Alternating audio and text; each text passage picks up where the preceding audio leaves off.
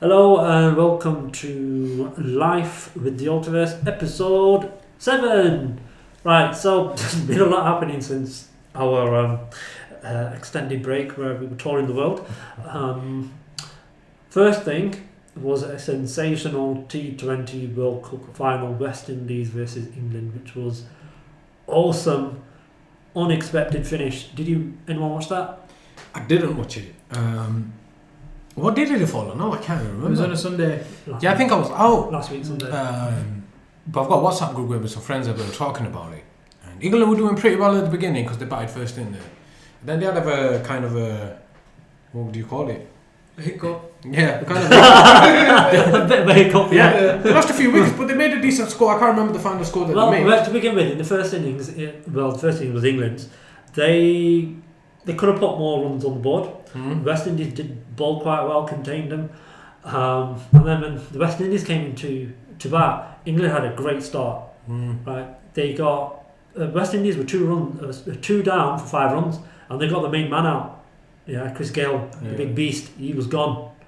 So maybe they got a bit complacent. Also, the guy who then came in next, Samuels, he's the one that got the ship sailing again for West Indies, right? He got 85 not out, but he was dropped. He was dropped in the field, so there was some mistakes in the field. But the biggest thing was that last over. I saw the only thing I watched was the last over. Last over, right? I think they required like 19 else. Yeah, it was almost impossible. Like, it's like, how did you lose this, you idiots? And that guy, Carlos Braithwaite, will go down in history as an absolute legend. Yeah. Right? He's a unit. He's a massive. He just smacks 4 sixes in a row in a final to win the T20 World Cup. That's like any kid who loves cricket, that's like their dream, right? In the final, I want to do this. But you know what? People have been saying that you can't really blame the bowler Ben Stokes, for what happened. It was out of his hand. Braithwaite just knocked him out of the park. But when you see the deliveries, they weren't great. I've not actually seen the deliveries. No, I used to be really big into cricket back in the day. The deliveries weren't great. But having said that, the question becomes, even if he did do a good delivery, the way Braithwaite was playing, I reckon he would have just smacked him out of the park anyway.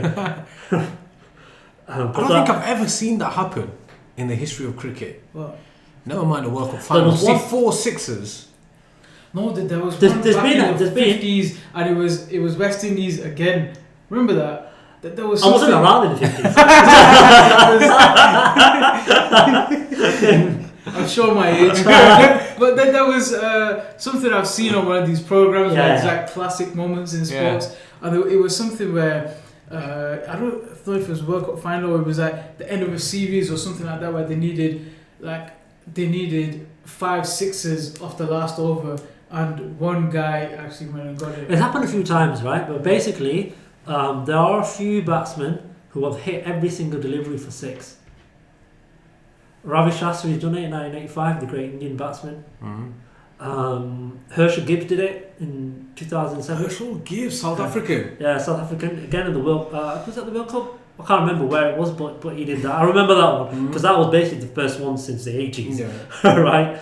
Yuvraj Singh did it again in 2007 against, that was the T20 World Cup. Did I do that against England? Yeah, that's what I was against England. I remember that. And that was Stuart Broad. He smacked Stuart Broad out the park. Who else had done it? I don't know who else had done it. Yeah, but think about the pressure now.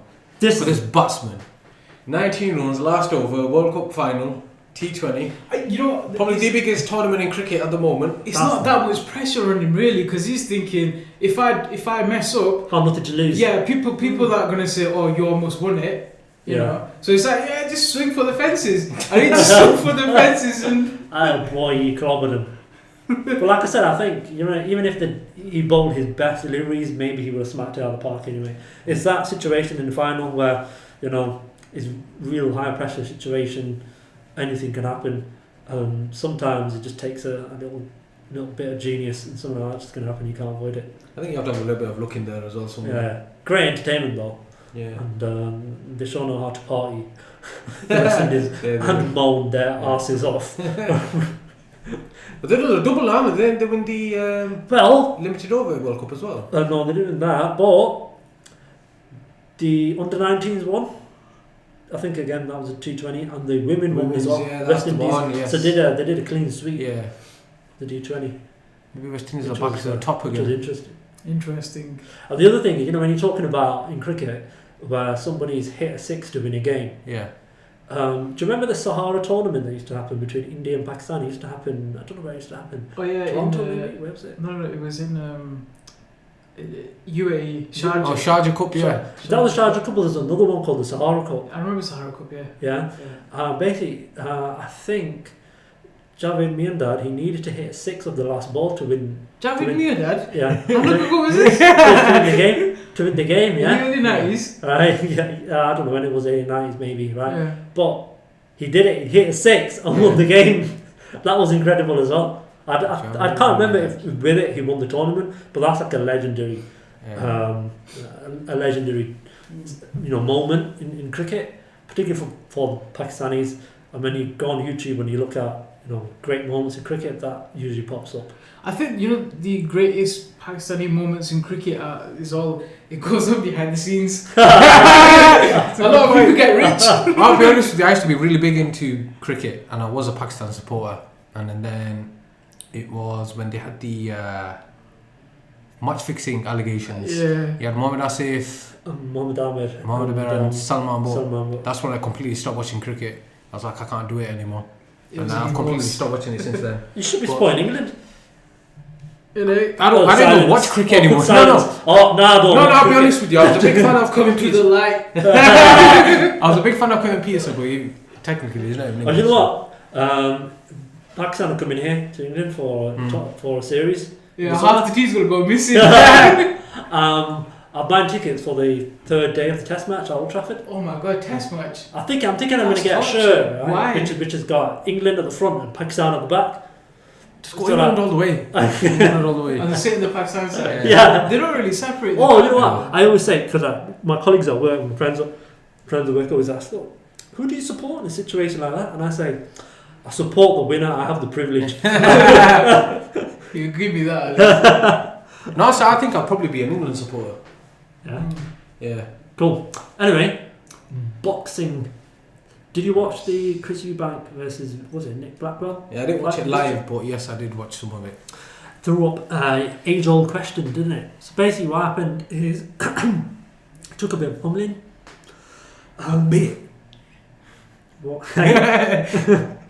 He did, yeah. Just a little. His eye swollen up to the point that it just closed. His left eye, was it? Round about the 8th round, the 7th round, Chris Eubank Senior is telling his son, right, don't hit to his head. Yeah, what Chris Eubank Senior is saying, in between rounds, he comes in the ring and he says, look, I don't know why the referee's not stopping it. You've done everything right, you're clobbering him, but if you want to stop him, don't go to the head, go to the body. And you can kind of tell, like, he doesn't want his son to end up in a situation that he was in many years ago, where the fight wasn't stopped and he ended up almost killing someone as well. Watson. Michael Watson. I think this situation is the referee's fault. It's not the fighter's fault. The fighters are in there to fight. The referee's the responsible party who's supposed to look out for the safety of the fighters. The referee... You stop the fight... In the 10th. Yeah. You stopped it in the 10th round. Yeah. You stop... Let's say you stop the fight early. What's going to happen? People are going to say, why did you stop the fight? Well, I was fearing for the fighter's life. I mean, the fact that Chris Eubank Senior could see what's happening, he's telling his son to not hit to the head. Yeah, go to the body instead. Go to the body instead. You'd have thought the referee can see that as well. Yeah, definitely, but I also think the corner has to hold some kind of responsibility as well. Did the corner have the right in that fight? Normally, corner does not have a right to throw in the towel. Actually, it's not always the case. In some fights, especially nowadays, I remember back in the day, 80s, 90s, they used to have the throw the towel rule in there, but they don't have that anymore. Maybe they need to bring it back. They don't have that anymore. I didn't know that. In a lot of fights, they don't have it. It's just impossible. You can't. If you throw in the towel, I've seen a few fights where they throw in the towel, referees picked it up, launched it back, and let the fight carry on. And it makes sense. I mean, it's the referee's job, not the corner's job. What the corner can do is in between rounds say, look, I'm not letting you go out again. Go speak to the referee and say, look, I can't let my fighter go out again. And the referee's not going to say, no, we have to. He's going to go along with it. Anyway, what this has brought up is the age-old, argument of the dangers of boxing. I think it should not bring that up. It should bring up an argument of how stupid is this referee and how stupid are the corner to let their fighter carry on. But obviously it is dangerous. No, it is dangerous, but the safety procedures in place. It's like football is dangerous because you could break your leg. It don't mean that there's rules in place that you can't foul from behind. If you miss the ball's over there. You're gonna get a red card. You're gonna get reprimanded. Etc. Boxing is a physical sport. It is, yeah. Right? I mean, you don't go in thinking I'm going to get flowers. Exactly. But all sports are physical, by definition. Say that again. You know what I mean. You know what I mean. The smart ass. I don't think boxing is actually dangerous. What? No, I actually don't think it's dangerous. Controversial. Probably, but I don't think it's dangerous. No, there's some other issues, with MMA. There's been a few studies done. They say MMA is not as dangerous as boxing. Yeah. Because they've left constant strike to No, it's not only that. It's MMA gloves are very, very. They're not padded. They're very light, and so it's a 4-ounce glove, whereas boxing is an 8-ounce glove because it's got the padding on the front. Now MMA gloves, when it hits you, it just clobbers you a lot harder. So people go out a lot more, as in you'll see a lot more knockouts in MMA. The other thing is when the padding hits the brain, it shakes the brain inside. So there's bruising on the brain because the brain is shaking in the liquid inside the body, inside the head. But with MMA, it doesn't do it as much. Well, I don't understand why padding would do that. I'm gonna have to find that research. Mate. Well, I don't believe you. The scientists are saying it. My point is learn how to defend yourself then. Well, look, not everyone is like the legendary Floyd Mayweather Jr. Right? Who has the ethos, I'm not gonna get hit. Maybe that's what they need to start doing. No, you know what it is. Sometimes one fighter is just way better than the other, but the referee there on the corner, the fighter's corner is there for a reason. Now this guy, he's come out of his coma. Let's say if he ever wants to come back to boxing, if he's, if he's got people who love him in his life, they need to tell him, look, you need different coaches. These coaches don't care about you enough to stop the fight. They let you get to this stage. That type of thing does not happen very often. I remember watching Nigel Benn versus Gerald McClellan live. I was like 5 years old when I watched it. I read some statements from people who were in the audience. Like, you stopped watching cricket. They stopped going to boxing. They couldn't hack it anymore after that. And it was one of those situations. Gerald McClellan had asthma, and he was fighting boxing, and there were signs in the fight like, what's going on. And about, I think, 2 rounds before it eventually stops, you could tell like he keeps throwing his mouth guard out. It's hard for him to breathe, and you're thinking, what's going on? Nigel Benn is the old man in that situation. He's towards the end of his career. Gerald McClellan is a young man. He's a Olympic gold medalist. This is like supposed to be an easy fight for him before he gets a fight against none other than Roy Jones Jr. He's supposed to fight Roy Jones Jr. next. Stop the damn fight. You can tell what's going on. You can see it. I was a kid watching it thinking, this guy's going to die. And it almost killed him. And so it's not boxing's dangerous. Yes, it is. We know that. It's idiotic referees and cornermen who need to be more trained up and clued up in. It almost killed him, but he's basically a vegetable. Unfortunately. Unfortunately. So but back then, the safety standards, for some reason, they just weren't there. Yeah. Same with Michael Watson, wasn't it? It was the same thing. Muhammad Ali fought with diabetes. Yeah. Joe Fraser. You know what came out about Joe Fraser? He couldn't see properly in his left eye. Oh my god. He's partially blind in his left eye. His whole career. He was fighting George Foreman. Most of his career. Right. He was fighting George Foreman and Muhammad Ali. On one hand, you got to have respect for the guy. Right? He stood in the ring and went toe to toe for 12 rounds with Muhammad Ali. It was 14 rounds in fact then, was it? 15 rounds back then. And 3 times. Exactly. He fought 3 times, didn't he? Yeah. So I think there's enough in boxing to keep the fighter safe, but it's got to be used in the right way. And obviously, in this situation, it just wasn't. The other thing is the individual fighting need to be true to themselves. If they've got problems and illnesses, Yeah. Obviously, they're not in. And for me, you can't prime blame condition. boxing for that. If a person's going in fighting with asthma and diabetes, then that's their issue. They shouldn't be doing that in the first place. Yeah. Well, no, the commission's there to like kind Exactly. of look after people, make sure this type of thing doesn't go on. They're there to look out for steroids. They're there to look out for any type of illegal drugs or whatever might be going on. So they need to actually get more of a handle on it. I like what MMA have done. They have random testing going on. And so they can come knock on your door at literally any time. Yeah. Any fighter, even if he's out of season, even if he's injured, they can come knock on your door and demand a sample, a blood and a urine sample, and they'll do their testing. And a lot of people have been getting caught. And it's good for the sport. At the moment, people are getting caught, and there's you're thinking, oh damn, this guy as well, oh damn, this guy as well, oh not another one. And fights are not taking place because you get some guy caught, or you see an amazing fight, you're like, oh that was awesome, and then you find out, damn, the guy was on steroids or something. Yeah. But you know, in the future, in like 5-6 years time, they're not gonna be taking steroids anymore because they know we can't get away with it. The boxing definitely, the sport needs to be clean it cleaned out. up. Yeah, They definitely need to clean the sport up, definitely. Speaking of MMA, Conor McGregor. Mr. McGregor. Yeah, got his hot ass on the handed heels to of him. his defeat. Has he got a rematch sorted? Yeah. UFC 200. When is that? July. That should be interesting. Look forward to that one. Yeah, I mean he's fighting the same guy that whooped him, and he's now giving his opponent Nate Diaz. Nate Diaz fought him on 10 days' notice. Yeah. And he wasn't coming off a good training camp. Well, he wasn't coming off a training camp at all. I mean, he just got in the gym and did Had a cardio. Had a workout. Yeah. As you do. So in this fight, he's got a full training camp. But you know, I'm thinking potentially McGregor may have been injured because his stamina was. You know, where did his stamina go? At the end of the first round, you can kind of tell like his stamina's kind of waning. And the second round, definitely he was just out of it. It's like he had nothing left, and it didn't quite make sense. So I think he may have been injured, so he couldn't train. And because he couldn't train, his stamina was gone, and maybe it's that confidence. Or the other thing might be it's this stupidity where he's like all or nothing. I'm gonna get this rematch. I'm gonna win. He's fighting him at 170 again. Yeah. I don't think confidence is an issue with it. No, he's definitely. he's I got think too sometimes, much well, in confidence. this instance, I think he was overconfident, and Yeah. then he paid the price. Right, we'll see what he comes back with in July. That'll be It's interesting. interesting one, wasn't it? And then moving away from sport, there was a programme on BBC Three. BBC Three is now on the internet on the iPlayer. It was called "Murdered by My Father." Yep.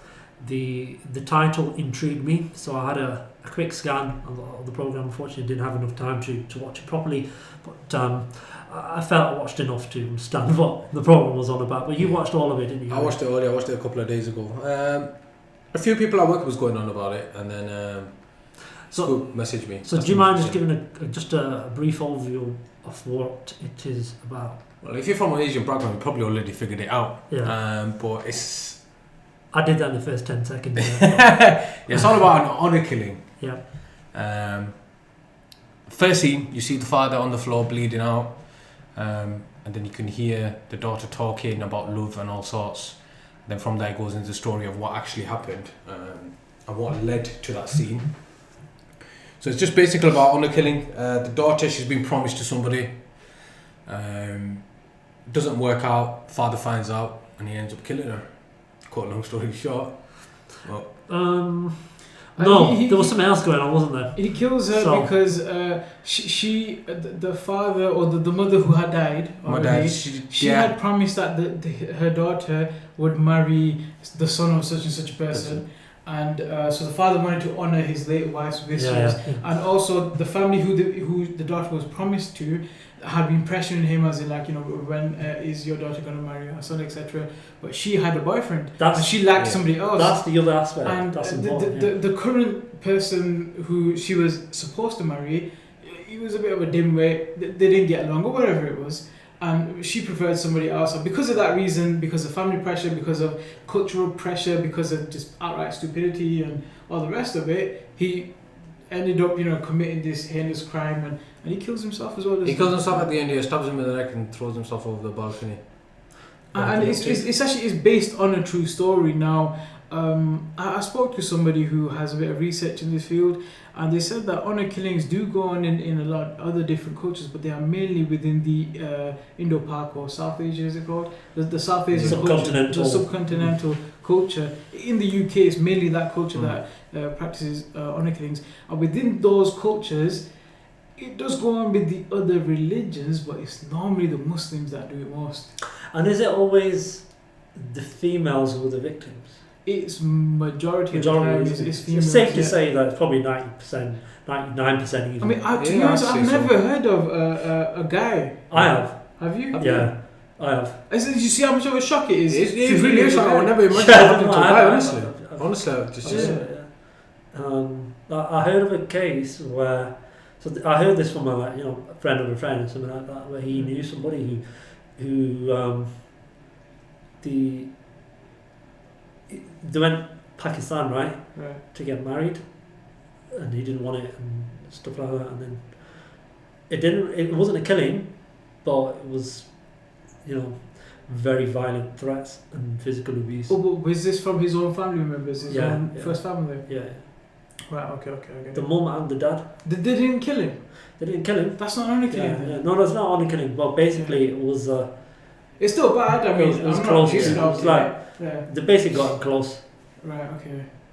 I mean, this whole situation, it comes down to the whole arranged marriage. I don't want to speak out against arranged marriages. I don't see an issue with it if it's done correctly. But the way it's done nowadays is like, in some families, it's you are marrying this person, and there's no which way about it. There's no second opinion. You don't have any say in the matter. It's what we say, and that's. I don't understand the psychology behind it. I just don't understand what's going on in these people's minds. You know what? I think it used to, because I've actually spoken to my parents about it back in the day. In the village, in Pakistan or India or whatever it might be, that's how they used to get married. It was always arranged. They didn't really have. There was never much interaction. Fine, but why kill somebody? It was a very conservative society. No, I'm talking about the arranged marriages. Right. It was a very conservative society. You had no mixing of the genders, etc. But in today's day and age, obviously, there's mixing of the genders. People will meet each other at school, college, university, whatever. They at work. They fall in love. It's all So in this program, the father had a real issue with the fact that his daughter was seeing the guy. Yeah. So he calls her a whore and all this. He calls her a whore, all sorts. Well, there is a scene actually. I was telling Scoop on the way down. There's a scene where he actually tells her to get out of the house, which made me think, maybe he may come around to the idea, because he's not actually thought about even killing her then. But she's actually says something to him, and that's when he gets really angry, grabs her by the hair, but he doesn't actually kill her there. Now, I had a conversation with a couple of people in regards to this, and their opinion was that he actually had remorse at the end. But when I actually seen it, and this was before I actually saw it myself, but when the scene I seen was, he didn't have no remorse for the killing whatsoever. Because what happens is now, he's killed her, he's stood there at the balcony, the boyfriend walks in, you can see the boyfriend, and he gives him like a proper sinister smile, like, I've had one over on you, you can't marry my daughter now, she's dead. Stabs himself in the neck, and I didn't see no remorse whatsoever. See now, what came to me, I thought it was very, very dark actually, and very troubling in that the portrayal almost was that here's this father who actually loves his daughter. Yeah. But there's this dichotomy, and it drives him to some crazy, heinous act. Yeah. But he still loves her, and that's what was really bizarre. Yeah. I mean, and the daughter loves him as well. That's what was portrayed. That's why I'm saying I don't understand the psychology.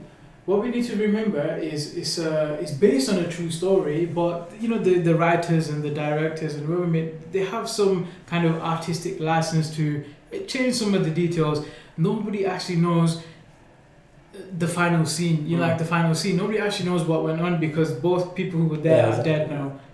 So we don't know what. I'm not sure if he's dead because at the end of the scene he was still moving. So I'm not sure if he died afterwards. Yeah, or he wasn't actually dead. No, but the fact that he tried to commit suicide I'm assuming in real life he tried. Well, I don't know. It's based on a true story, but we don't actually know what parts are true or parts are not. Yeah. But anyway, I don't think that's relevant. Yeah. Because what the program's trying to portray is the fact that these things happen and they're a huge problem. Yeah. And and people have the right to express themselves however they want to express themselves, right? And love whoever they want to love. Yeah. And then there's people who promise somebody off to somebody, and they'll go to extents of killing people, and this is happening in our streets. That's what this is. Yeah. We talked about psychology, and again I was talking to Scoop on the way down. They call it an honour killing, but then I asked Scoop the question, where's the honour in killing your own, in this instance, your daughter? In the context of the reason it's called an honour killing, the killing was because you were dishonoured, so for your honour you did something. But, I mean, again, I don't understand the psychology, it doesn't make no sense. Isn't the most sensible name. No. I mean, it's not an honour killing, technically it's an anger killing. Yeah. You did it because you got really angry. Yeah. Your honour, I was angry, that's why I killed you. I think it's just... Those same scholars should protect these guys as well. Do you think it's actually done out of anger though? Definitely. I read about a case, because obviously with the honour killing, I think nobody kills somebody while they're very calm and collected. Alright, if they did, they are properly psychotic. Hear this, I think it was 2011, honour killing. I think it was actually 2011. There was, where was he from? Afghanistan. 3 daughters he killed. Because apparently his eldest daughter got married to a Pakistani, he didn't like it, and he dishonoured the family. He ended up killing 3 of them. His youngest daughter, I think, was 13. And the police had a recording of him saying that he'd do it 100 times over. Now, to me, that doesn't go down to anger. That's just, he's got issues in the head. No, it's anger. So to me, anger is heat of the moment type thing. Well, the 2 things, right? I think, number one, that principle he's got in life right, is based on sheer utter stupidity and ignorance. Agreed. Right? And that will be fueled by some mental issues. When the incident happens and he invokes his principle, it's out of anger. That, you violated our principles and now I'm angry, so now I'm going to kill you. You see what I mean? Yeah, I see what you mean. And you know, like if there's as an example, if there's an arranged marriage and the father and the mother say, look, you, as in their son or daughter, is to marry such and such, and that son or daughter says no. Yeah. What reaction do you think they're going to get? What are they going to be upset? Are they going to be happy? They're going to be angry, like, how dare you say no to me, you son of a... I can't say that word because it's me, you know. And then it comes down to the emotional blackmail again. I've done this for you, and we've done this for you, and So the whole issue is confined and confounded upon like this whole kind of arranged marriage. So from arranged marriage is coming some. I mean, like I said, there's some positives, but there's some negatives coming out of it. Well, I don't agree. I think forced marriage and arranged marriage is completely separate. No, they are. Yeah.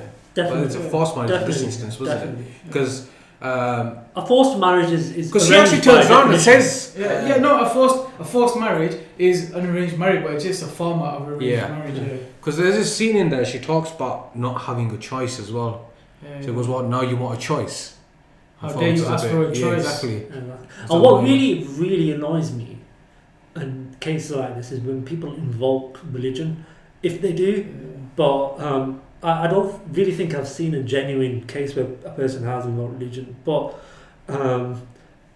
let's take it at face value and believe some of the propaganda. Yeah. There's just no basis for it at all. It's all about choice in the religion. But it's scary to know things like this still go on.